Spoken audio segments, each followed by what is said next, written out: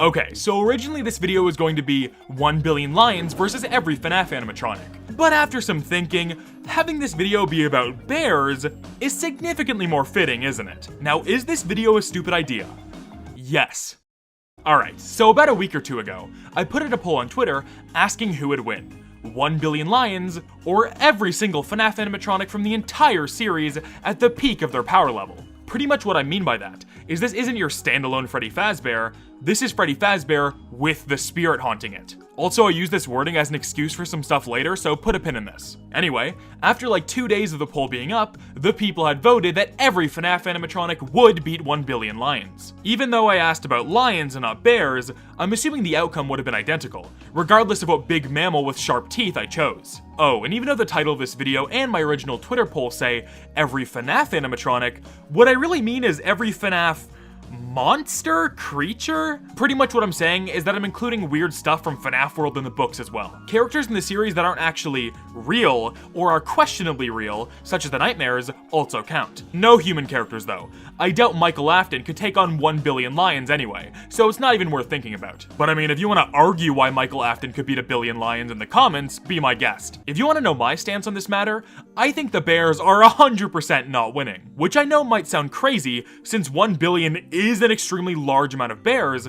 but there's actually so many things going against them that I highly doubt they have a chance. Even though I'm pretty confident that the amount of bears here doesn't matter in regards to who wins or loses this battle, I should still probably try to convey to you how big 1 billion really is. I feel like that's something we always forget. Here's a video of some guy putting coins on the ground. What he's trying to show off here is how many coins, dimes to be specific, it would take in a row to go from 1 dime to the 1 billionth dime. So here's the first dime, and then for reference, here's what the 1 millionth dime would be, just a walk away from the first dime. You got that?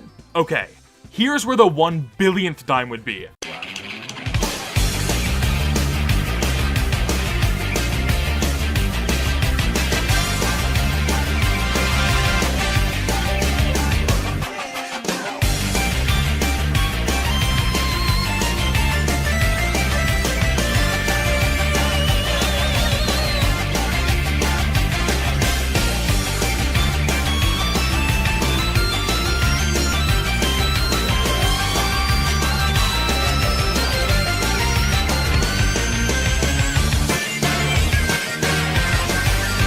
So yeah, there's a pretty big difference here. Now, dimes are relatively small. What we're dealing with is 1 billion male grizzly bears. Oh yeah, I should probably mention that in this hypothetical situation, every bear is male and they're all grizzly bears. Listen, if we included female bears, that's a whole different can of worms, since we have to talk about breeding and the differences in height and weight. So to make it simple, every bear is a male grizzly. For reference, there's said to be around 60,000 grizzly bears in North America, which is the habitat for this particular species of bear. For this hypothetical, let's say that every single one of these grizzly bears currently on planet Earth is male, and every single one is the average length of 86 inches or around 7 feet. If we take all 60,000 of these bears and line them up in a row, that line of bears would be 420,000 feet, or 128,016 meters in length. Now take all 1 billion bears from our original hypothetical and do the same thing, and we're left with 7 billion feet of bears, or 200,133,600,000 meters in length. So that's a lot of bears! Now, because of the amount of bears we're dealing with, I don't think Earth is the most fitting battleground for this fight. So for this situation, we'll pretend that every FNAF animatronic and all 1 billion bears are transported to a completely flat world with everything the bears need to survive and enough space so everyone isn't crammed next to each other. The animatronics can get like, I don't know, a bucket of remnant and some spare endoskeletons. Now, I didn't bother looking up if bears are the most vicious animals, since in this situation, it doesn't really matter if they're in reality the most peaceful creatures on Earth, because they are pissed and they want the animatronics dead. And they have the tools to do that.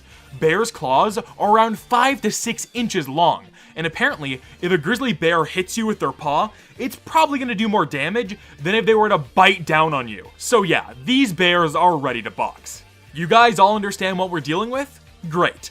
Now enough hyping up the bears, because there's a 0% chance they're winning any of this.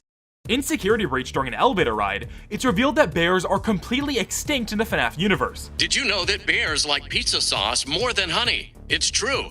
Before their extinction, bears were known to attack pizza delivery trucks more than any other food service vehicles. This has been another Fun Faz Fact. Those evil fuckers got the bears addicted to pizza! I hate to break it to everyone at home, but the fate of these 1 billion bears is already sealed, and I'm here to explain why they don't have a chance. Okay, so as you probably already thought, a majority of FNAF's cast isn't gonna be able to do anything. Like, a surprising amount of the potential fighters on the battlefield here are actual deadweight. Like, I'm sorry, Helpy, you're not doing anything. You're actually just not doing anything. Even if some of these animatronics could potentially take on a single bear in an enclosed environment, there's no way in hell any of them are taking on a couple million bears. However, even though a majority of our available cast is complete garbage in this fight, there are a handful of characters here that have a genuine shot at beating 1 billion grizzly bears, all by themselves even. I'm gonna go down a list of a couple of the best candidates we have here and give my opinion on if they'd be useful in this battle. A couple of them I came up with, and the rest are just ones people brought up on Twitter. Let's get into this and see who's gonna beat up some bears. According to this wiki page,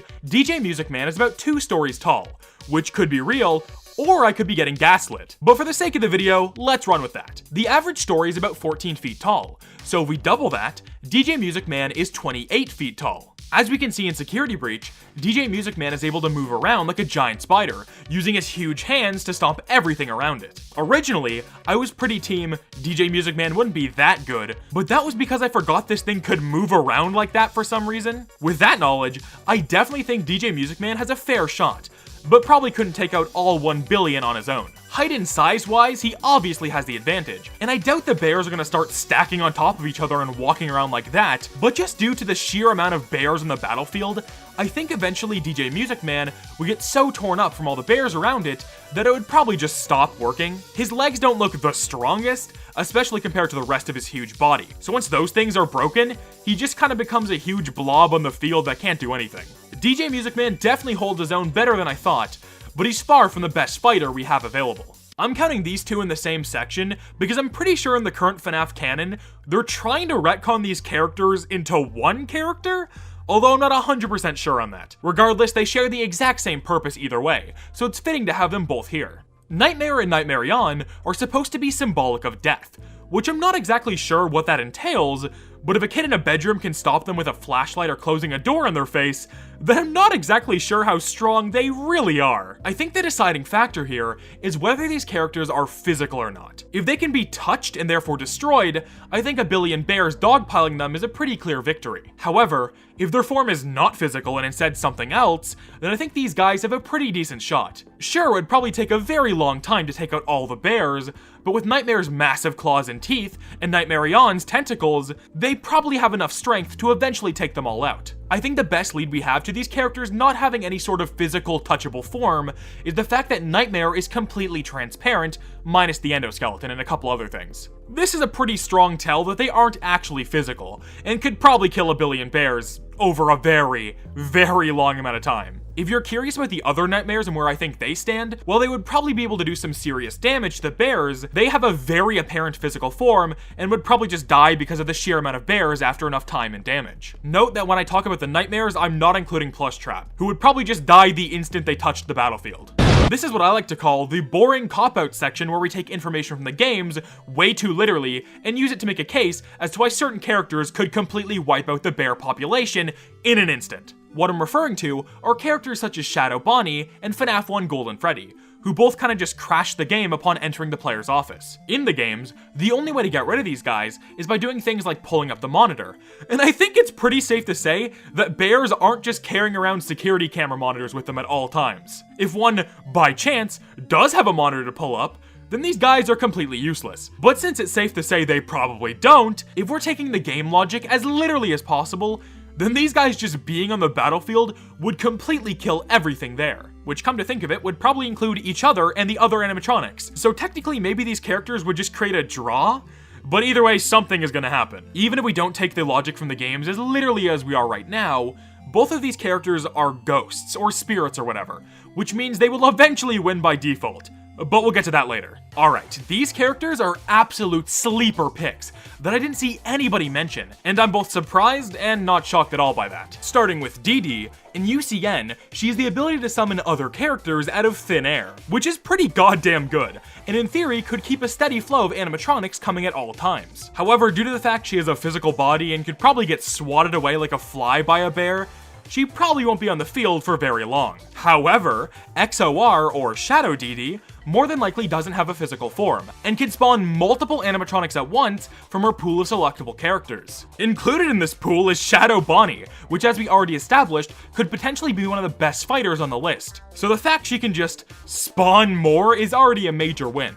Also included in this pool of characters is the mini-arenas, which means that if Shadow DD were to spawn an infinite amount of mini-arenas, they could all just climb inside the bears and kill them from the inside. She has a couple other things on her roster, such as Plush Trap, but those are the two most important ones in my opinion. I think with the characters I've talked about alone, the bears stand no chance. But there's even more, so let's get through them. Alright, now we're getting into book territory. Full disclosure, I haven't read any of the Fazbear Frights books, so all my information's coming from wiki pages or like doco videos. So if something's wrong, don't blame me. Or do blame me, I actually don't care at all. Anyway, one of the characters that got brought up the most has to be the giant Afton trash monster, or as it's actually called, the Agony. Now, most people probably only know about this thing thanks to watching a Matt Pack game theory video and calling it a day. And you know what? That was the case for me as well until this video. Every time I heard about this thing, I for some reason assumed it was like Godzilla size, which would have been an easy victory if that was the case, but according to the books,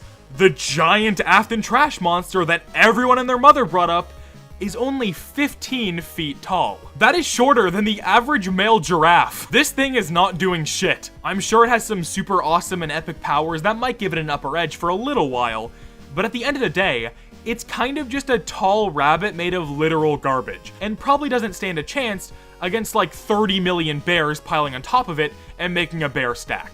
But even though this character from the books doesn't even stand a chance, ironically a much smaller character from the books can probably do the job. So like, do you guys remember going to Toys R Us and seeing sea monkeys on the shelves? For some reason, I have vivid memories of going there and always seeing the sea monkeys and always being interested in them, but I never ended up getting any as a kid. For those who are not blessed with this knowledge, sea monkeys are these little sea creatures, and I mean little. They come in like ramen noodle seasoning packets, and you put them in these weird little tanks. All they do is float around and die within 48 hours. Okay, that was a joke, but apparently these things can live for around 2 years, which is more than my pet hamster lived when I was a kid, so I'm feeling a bit ripped off right now, I'm not gonna lie. Anyway, in one of the Fazbear Frights books, there's a story about these Fazbear-made sea monkeys that are actually sea bonnies. Essentially, they're just sea monkeys, but they kind of look like Bonnie. In the story, if someone consumes a sea bonnie, they are slowly taken over by them as they multiply inside the body that ate them. They completely take over said body, and even start to become the skin itself. As in the book, when someone who is far into the stages of being taken over starts scratching at their skin, it falls off, and is just revealed to be clumps of sea bonnies. So, if the animatronics were somehow able to get a bunch of sea bonnies in the water supplies across the world, they would win by default after a few days when the skin of the bears completely turns into sea bonnies. The idea of these little creatures is horrifying, and it's just another reason not to read the books, I think. And I don't think I'll be purchasing any sea monkeys from Toys R Us anytime soon. Anyway, that's enough book characters, but that doesn't mean we don't have more dumb shit in store still. Hey, so remember when I said my wording on the original tweet was going to be exploited for something later? Have you ever cheated in FNAF World before? Okay, so on their own, the cast of FNAF World is already way above average compared to most of the regular animatronics. They have actual attacks that would do serious damage, and most of them don't involve having to get up close and personal with the bears. These advantages alone make them really good, but they would still die eventually under normal circumstances. However,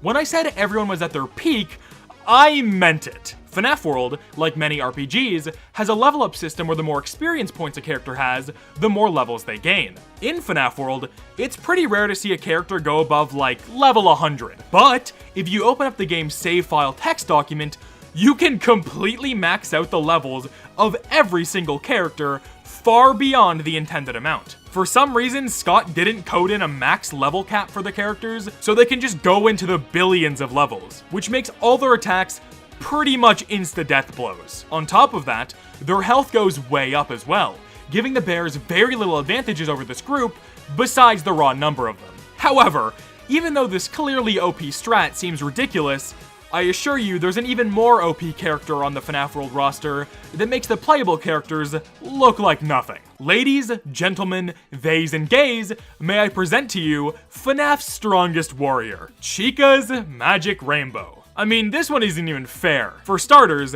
this thing is literally a rainbow, so good luck to any of the bears trying to attack it while it's way up in the sky. That alone already makes it a surefire victory once all the bears die of hunger or old age. However, Magic Rainbow doesn't even need to stall them out, because she has arguably the strongest attacks out of any FNAF character ever. She can shoot deadly laser beams out of the sky, and even charge up a massive rainbow beam attack that is pretty much guaranteed to kill literally every single bear in one blow. However, we don't really need her. We don't actually need any of the characters I've brought up today. There's something I've been hiding from you all that makes this victory 100%, even without these super OP characters. All we need are the Phantom Animatronics, and anything else that's like a ghost or whatever. Since these guys are, well, phantoms, the bears won't be able to do anything to them. So yeah, they would technically just win by default after a long enough period of time. However, there's something in particular that would speed up their victory. Once all the bears run out of food, or simply can't find any more,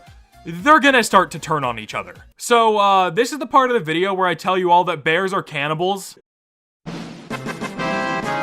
That's right, bears will just eat each other for food. So after enough time has passed, the bears will just start to attack each other for food, and the animatronics will win. And that is why every FNAF animatronic would win against 1 billion bears. If you want to argue any of my points in the comments, feel free to. But I'm pretty confident there's no way the bears win this with some of the major advantages the FNAF side has. Anyway, that's all from me this year. But I'll be back mid-January with Season 2. And yes, that actually means something. There's gonna be a slight difference. So for now, have a happy new year, and thanks for making this year one I will never forget. I've been yeah, and I'll see you all next time.